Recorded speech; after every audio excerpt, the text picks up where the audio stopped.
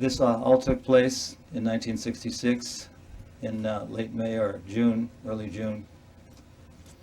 Prabhupada had been having some difficulties in the Bowery. He wasn't able to function the way he had wanted. And there was like a pressure on me to help do something to get him a better place. Of course, many of you know the story from the Prabhupada Lilamrita. But basically what happened is I felt that it was time for me to try to help, and I didn't know exactly how or what to do. So I went down to the Village Voice office, and right across from the Village Voice office was a little candy store. And I think it was Wednesday, one day a week, when the Village Voice came out once a week, this candy store would have the Village Voice there, right hot off the press. It was the first place you could get the Village Voice. I knew that because I used to look for apartments in the area, and lofts and places to live. So I got there bright and early, and as soon as the papers were delivered, I started looking for some kind of a place that might be suitable. Prabhupada's place was up in a loft on the Bowery, and it was very difficult to access. So I thought, all right, a ground floor place would be really good. So I just was going down the column, and it was either the first or maybe the second place that I called was this address, and it was a storefront for rent, 26 2nd Avenue. So I phoned, talked to the agent named Mr. Gardner, and straight away made an appointment to meet him, thinking that Srila Prabhupada would come and we'd have a look at it and see if it would be suitable. So that's actually what happened. We made arrangements to meet, and I got here a little bit earlier than Prabhupada, and he also came with another devotee, Karlapati. It was Carl Jurgens then. So I came early, and Mr. Gardner came. He was kind of a very sprightly looking youngish man. He was wearing tennis shoes and denims and a t-shirt, and kind of good natured. So we had a little chat, and I told him about Prabhupada, that he was a scholar, that he was an author, that he was a spiritual leader, that he had given books that he had written to the Prime Minister of India and so on. So he was quite impressed.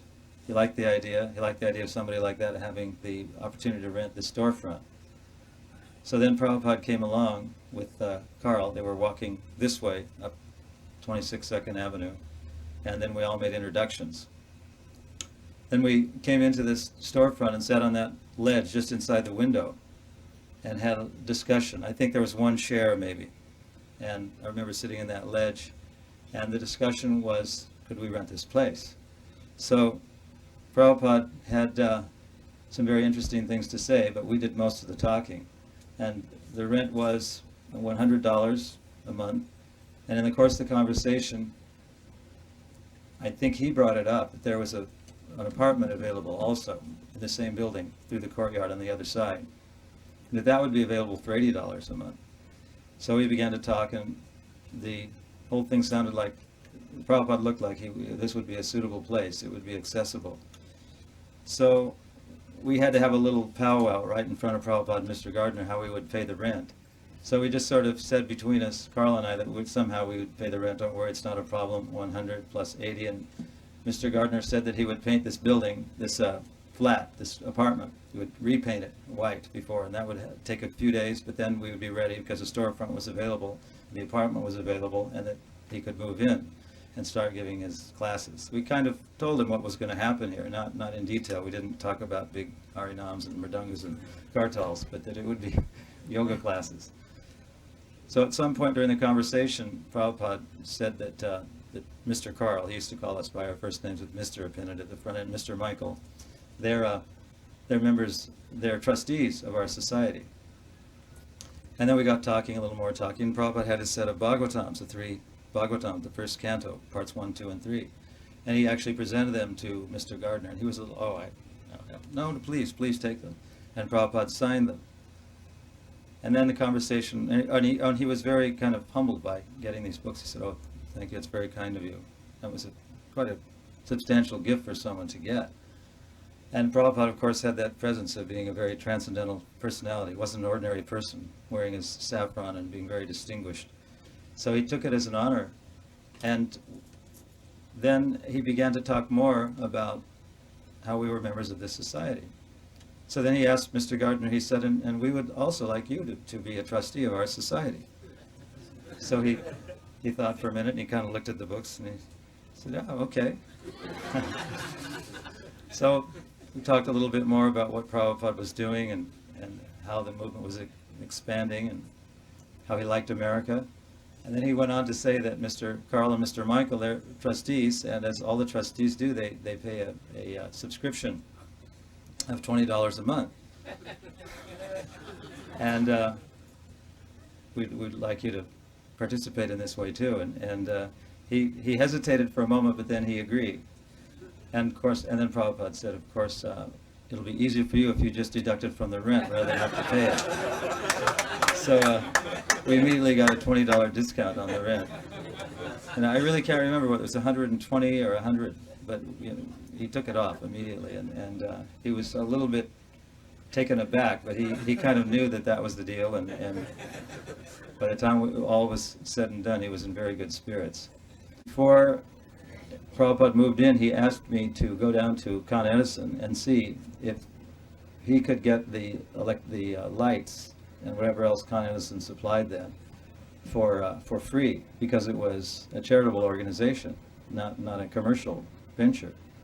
So I toddled on down to Con Edison office and explained that, you know, we're going to rent this storefront and our Swami is going to rent an apartment, and because it's a charitable organization, we'd like to have it get the deposit waived. That's what Prabhupada actually wanted, because there was for us, a substantial deposit required.